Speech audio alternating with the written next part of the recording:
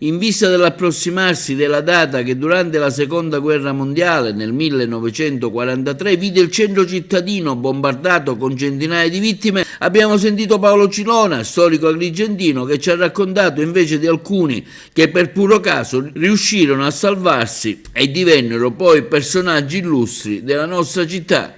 L'intuizione del preside La Rocca sicuramente ha salvato la vita di decine e decine di studenti che dovevano sostenere gli esami di liceo, e fu per la prima volta nel corso della storia del liceo che si andava ad essere promossi senza sostenere gli esami.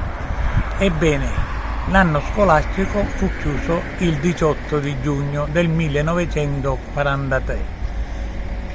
Il 10 luglio il liceo fu raso al suolo da un bombardamento aereo da parte degli americani.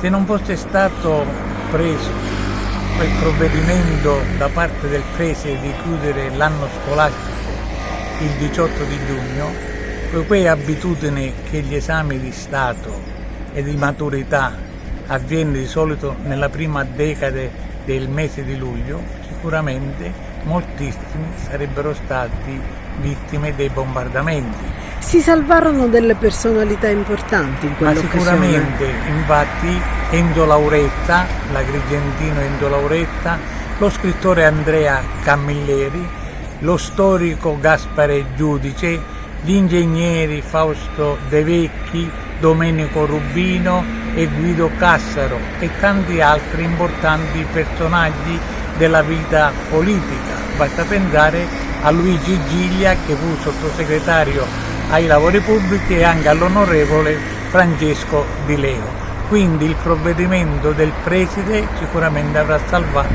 la vita a questi illustri personaggi.